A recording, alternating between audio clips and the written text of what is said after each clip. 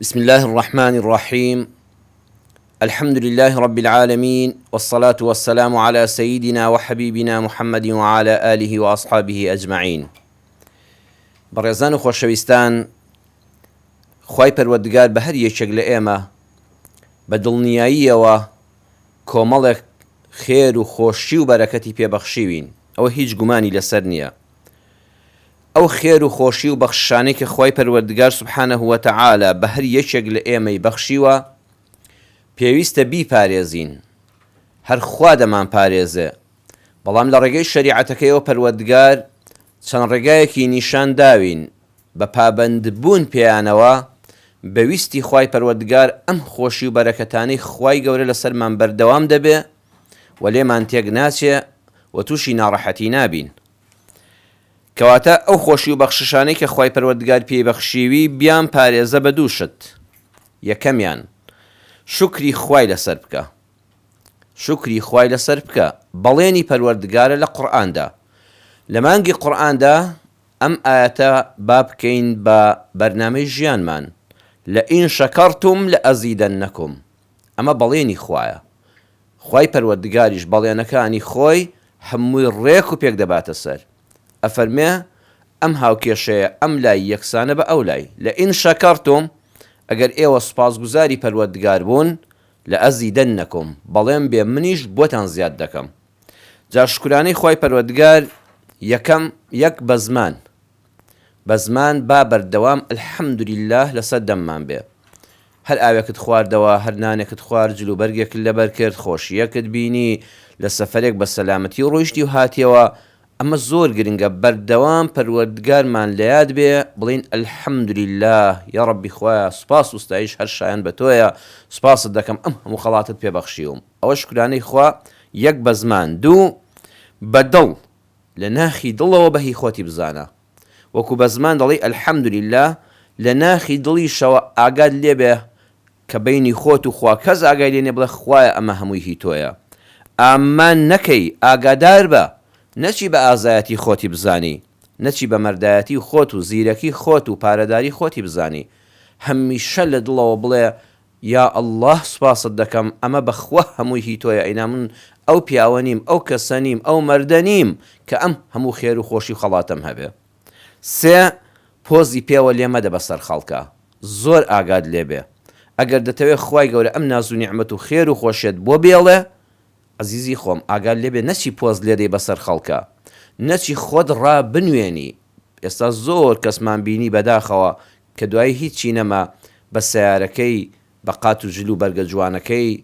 بە زێڕەکانی دەستی ئافرەتەکە، بە باڵای، بە بڕوانامە باڵاکەی کە شانازی پێوە دەکرد، مندالەکەم هەیە و لەوێوام کردووە کە پۆزت پێوە لێدا بەسەر خەڵکە، دڵنیا بە نامێنێ. ئەگەر دەتەوێت خوای گەورە ئەم خۆشیت بۆ پارێزێ، ئامان خۆت ڕامەدە بەسەر خەڵکە. چوار لە شتێکە بەکاری مەهێنە کە حەرام بێ، کە ئیسراف و زیادەڕەوی و ماڵ بە فیڕۆدان بێ. کەواتە خاڵ یەکەم ئەو خۆشی و خەڵاتانی کە پەروەردگار پێی بەخشیوی، عەزیزی خۆم، بیان پارێزە بەوەی شکری پەروەردگارتیان لەسەر بکە. دووەمیان خۆت لە حەسوودان بپارێزە. خۆت لە حەسوودان بپارێزە بەوەی ئەوەی هەتە با زۆر بەرچاو نەبێ. هەموو شتەکانت بۆ خەڵک باز مەکە. خەونەکانت، هیوا و ئاوات و پرۆژەکانت، بەهرەکانت، سەرکەوتنەکانت، ئەوەی خوای گەورە پێی بەخشیوی ئەم خێر و خۆشیە، مەچۆ زمانت مەکەوە بۆ هەموو کەسێک لە هەموو مەجلیسێکە، لە هەموو دانیشتنێکە باسییان بکەی. کاتێک کە سوڕەتی یوسف دەخوێنیەوە، ئەم دێڕە زۆر گرنگە. لا تەقسوس ڕؤیاکە عەلا ئیخوەتیکە بە تایبەتی. ئەمە هەر بۆ ئامۆژگارەکەی یعقوب نییە، بۆ یوسفی کوڕی. ئەمە پەروەردگار جێڕاوێتەوە لە قورئانە، یعنی ڕێنمایی ئاینی ئیسلامە بۆ من، بۆ جەنابت. لا تەقسوس،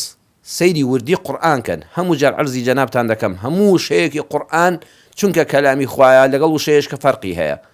خوانەی فەرموو لا تخبر، خەبەر مەدە. ئێستا جەنابەت دەچی بۆ شوێنێک، زەرور نییە بە درۆ بڵێ من دەچم بۆ سلێمانی، بڵێ وڵاتم بۆ دوهۆک. خوانەی فەرموو هەر بە هیچ کەس مەڵێ دەچم بۆ فڵان شوێن.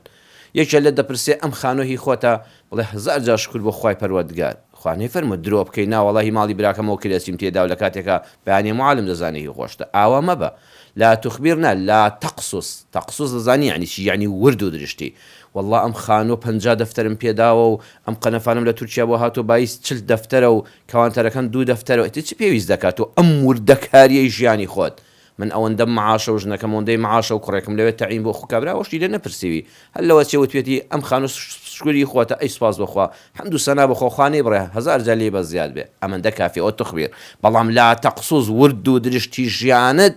هەمووی بۆ هەموو کەس هەڵمەڕێژە لە هەموو شوێنێکە من ئاوام و خەڵک هەبوو باوەڕتان هەبێ و توێتی مانگی 5 میلیۆن دینار سەرف دەکەم وەڵڵاهی دوای مانگێک تووشی دوژمنایەتی بۆ یەکشتی نەماوە ئەبێ ئاگال لێبێ هەموو شتەکانت تەقسوس بە ورد و درشتی ڕۆمە چۆ هەمووی مەڕێژە چونکە دوایی نامێنێ وتارەکەی ئێمە ئاگادار بە خۆشیەکانی ژیانت پارێزە ئەمجا ڕوئیاکە ها کافی خیتابە خوا هەر شتە هەر کەسەمان بەهرەیەکی داوینێ من شتێکی بەتایبەت پێبەخشیوم دڵنیا بە جەنابی شت ئەو 8 ملیار کەسەی کە لەم سەر زەویەیە دڵنیا بە هەر یەکەمان خوای گەورە ڕوئیاکەیەک پێبەخشیوین شتێکی پێبەخشیوین ئەوەی کە خوا بە تۆی بەخشیوە بەهرەکانت بە هەمووی ورد و درشتی بۆ خەڵک هەڵنەڕژێ بەتایبەت بۆچێ عەلا ئیخوەتیکە بۆ خزمەکانی خۆت چونکە ئەوان لە هەموو کەس زیاتر لێن نزیکن بە تایبەت ئاگاد لە کەسە نزیکەکانی خۆت بێ بڕاتان هەبێ بێگانە ئەوەنە چاوی لەسرت نییە و زۆر بەلاشەوە گرنگ نییە بۆیە خاڵی دووەم ئەگەر دەتەوێت خۆشیەکانی ژیانت بپارێزی و بە پشتیوانی خوای گەورە خوا بۆت بپارێزێ هەوڵ بدە هیوا و ئاواتەکانت سەرکەوتنەکانت بەرنامە و پرۆژەکەت هاوسەرگیریەکەت خۆشی ناو خێزانەکەت ماڵە تەبایەکەت منداڵە ساڵح و ژیرەکەت کار و کەسابەت و داهاتە باشەکەت موچە و مەعاشە زۆرەکەت بۆ کەس باز مەکە بەتایبەت بۆ ئەو کەسانی کە زۆر لێن نزیکن خۆت لەو کردار و گفتارانە پارێزە کە حەسوودیان پێدەبرێ خۆت بپارێزە لە زیادەڕەوی لە خۆ دەرخستن لە بواری جلوبەرگدا بە تایبەتی بە خوشکان دەڵێم قەت باوانە بێ هەر ڕۆژە جلێک لە بەرابێ چونکە وامەزانە خەڵک هەمووی تێرە بەخوا خەڵک جل بە قەرز دێنێ کۆمەلگاکەمان وای لێ هاتووە بە هەموو ڕۆژێ شتێکت پێوە دیار نەبی بڵێن ئەو جلەی لەبەری کردۆ لەبەری نەکردوێتەوە خەڵک دەتبینێ لە شاشە دەتبینێ لە مۆبایل دەتبینێ لە ناو خزماندا دەتبینێ بۆ پیاوێک معقول نیە هەر ڕۆژە قاتێک شاڵی زاخۆی بای 15 وەرەقەی لەبەرابێ و هەرچوو بۆ تەعزیەک و بۆ شەکراخواردنێک بڵێنەوە جلەکانی پێشووی نییە هەر ڕۆژە جووتێ پێڵاوی گران بەهای چەند وەرەقەی لە پێدابێ لە کاتێکا خەڵک خەریکە دەکەوێتەوە سەر پاتەی لاسیک لە نەبوونی و لە بێ موچەی 3-4 مانگی حکوومەتدا ئەبێ ئاگامان لێبێ ئەوەندە خۆت دەرمەخە هەموو مانگە سارەیەک دەگۆڕم خەڵکەکەی هەر ڕۆژە سەی دەکەی ئەو سارەکەی دوێنێ پێ نەماوە ئەمە ضروریەتە نابەخوا ناوەڵی ژیان بەبێ ئەوانش هەر دەڕوا و زۆریش مرتاحی خۆت پارێزە لەوەی کەوا پارە و پوڵەکانت لەبەر چاوی خەڵکی زۆر خەرجکەی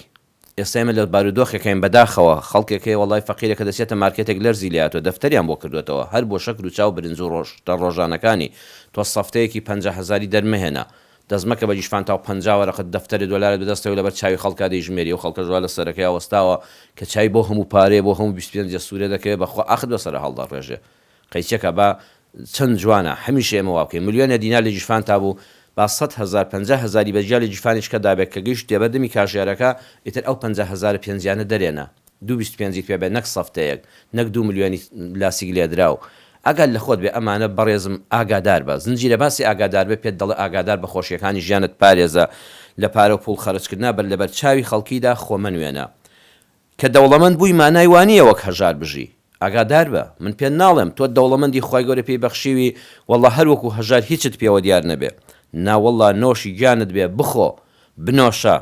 جلی جوان لەبەرکە خۆت بڕازێنەوە لە سنووری شەرعدا ماڵەکەت با پوخت و خاوێن و پێوەی دیار بێ کە خوای گەورە لوتفی لەگەڵ کردووی بەڵام مەبەستم لە وتارەکە ئەوەیە ئاگال لە حاڵ و گوزەرانی دەوروبەرت بێ کارێک مەکە زۆر دیار و سەرنجڕاکێش بێ و ببێمایە حەسوودی پێبردن لەبەر ئەوەی ئەو کەسانی کەوا لەگەڵیان نادەژین خۆشەویستانم ئەو کەسانی کە لەگەڵیان نەدەژین ئاگادار بە ئەم نەوعانن ئەم جۆرانن یەکەم کەسێکە ناخی پیس نییە بڕواتان هەبێ کەسێکی ناخپیز نییە ناخیشی پاکە بەڵام دەرونی لاوازە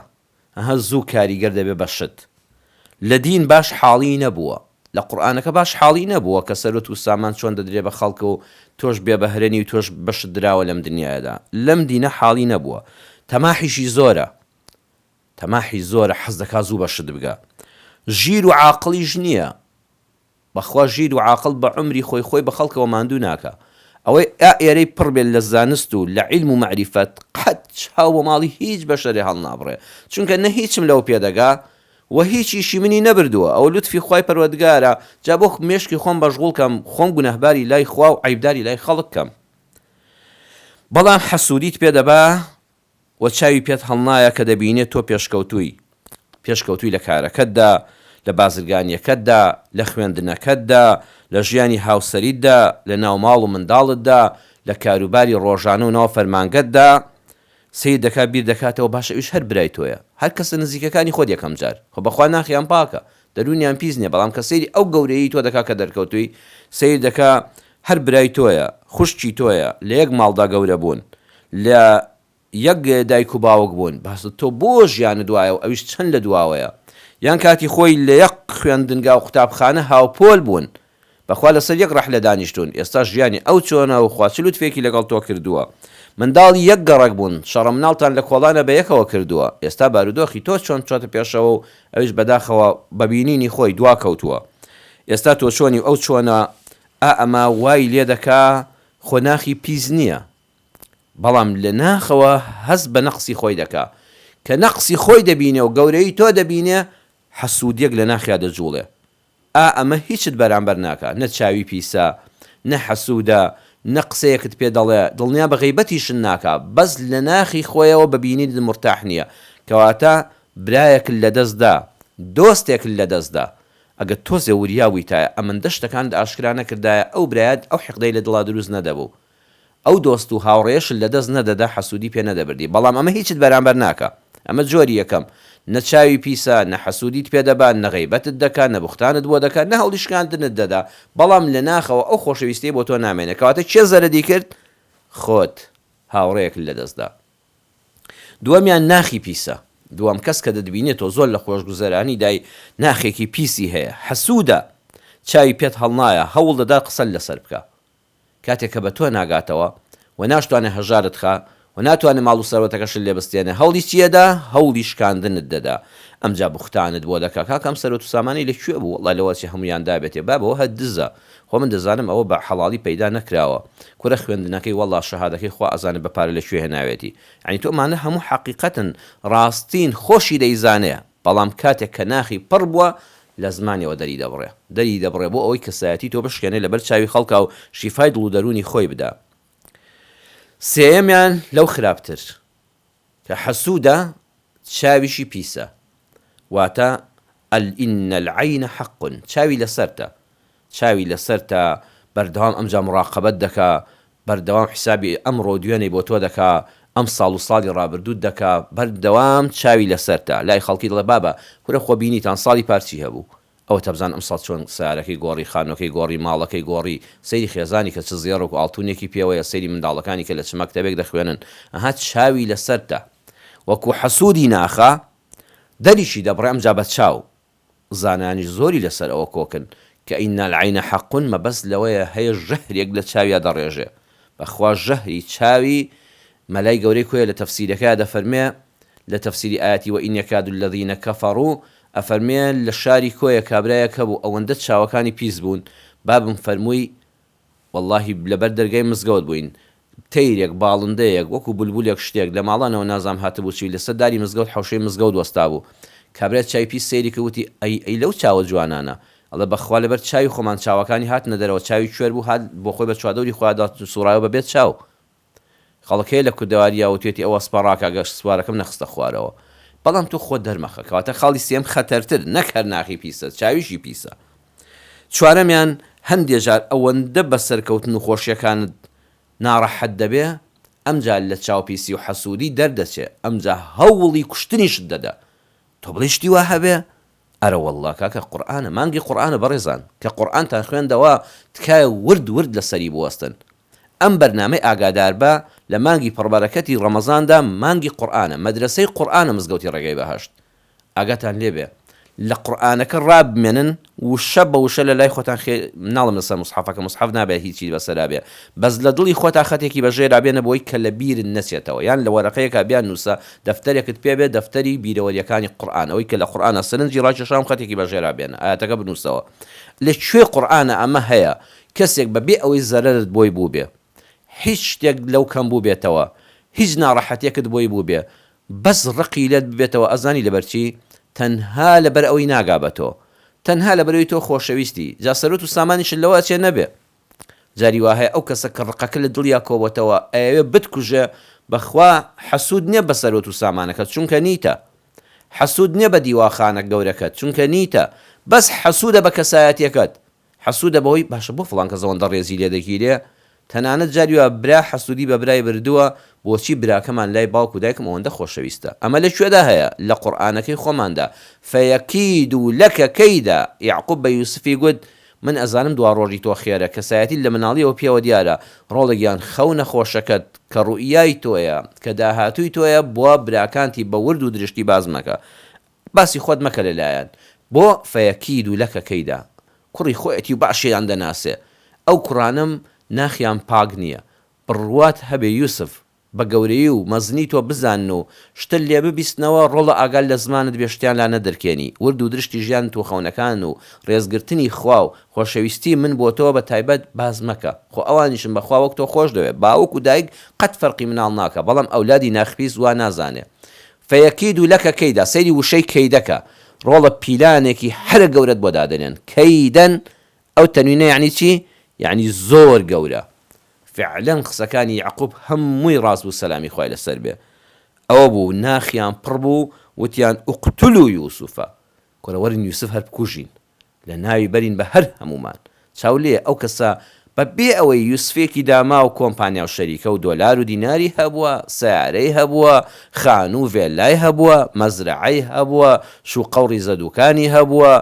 جلوبەرگی جوانی لەبەرا بووە نەبەخوا بەس ئەوە باوکمان بوو ئەوی خۆش دەوێت بۆ ئەوەندە ڕێز لێ گیراوە بۆ کەسایەتی گەورەی پێوە دیارە ئوقتلوا هەر بیکوژن بۆیە دەگاتە کوشتن جاری وا هەیە ئەوی طرحوه ئەرضەن دەربەدەریکەن یەخلو لەکم وەجه ئەبیکم لەبەر چای باوکتانە لای بن بەڕێزان لێرەدا تەماشاکە خۆخستنە بەرچاو هەندێک جار وەڵڵاهی سەرت دەخوا پیاوی عاقڵ لە وڵاتی کوردستانەدا ئەگەر خوا پاروێک نانی دایە خزمەتی فەقیر و هەژار دەکا بەڵام ئەگە بینیتان بە چاوی خۆتان تۆزێ زیاد لە حەدی خۆی دەرخست وەڵڵاهی نەماڵی دەمێنێ نەسەری دەمێنێ نە ئەولادی دەمێنێ هەمووی لە ناو دەچێت بۆیە بە عاقڵ و بە ژیرانە بە موسڵمانانە لە خزمەت قورئان و فەرمودەکانە بژی خۆشیەکانی ژیانت پارێزە تۆش هەر کاتێک کەسێ باسی خۆشیەکانی خۆی کرد لە لای تۆ ئاگاداری خۆت بە شەیطان خوتە نەدا بۆ ئەوەی لە دڵەوە پێت ناخۆش بێ کە ئاوا سەرکەوتووە فڵان کەس ئاوا ماڵ و حاڵی باشە ئەوە ئیشی شەیطانە ئاگادار بە موسڵمانی بەڕێز خوشک و برای ئیماندارم هەر کاتێک کەسێکت بینی زۆر لە خۆشی ژیاندایە و هەستت کرد ئێرە ناڕەحەتە هەستی حەسوودی دەگجوڵێ ئەوە بزانە کاری شەیطانە ئەوە کاری شەیطانە ئاگاداری خۆت بە خۆ دوانێتە بەرچاوکە هیچ نییە و فڵان کەسی بەرامبەرت هەموو شتێکی هەیە ئەوە بەخوا بە ڕووکە ژوایە ئەینا بەخششی خوا بۆ هەمومانە کەسمانی لێ مەحروم نەکردووە ڕەنگە ئەو کەسەی کەوا تۆ زۆر بە خۆشگوزەرانی دەزانی تەنها پارەی لە تۆ زۆرتر بێ تۆ بە هەزار هەتا ئەو بە ملیۆن هەیەی تۆ دەفتەرە دۆلارت هەیە ئەو ملیۆنە دۆلاری هەیە بەس پارەکانی لە تۆ زۆرترن یان لەوە ئەچێ خانوەکەی لە تۆ گەورەتر و جوانتر و بەنرختر و لە شوێنێکی ڕاقیتر بێ یان ئۆتۆمبیلەکەی گرانتر بێ یان موچە و ئیشەکەی باشتر بێ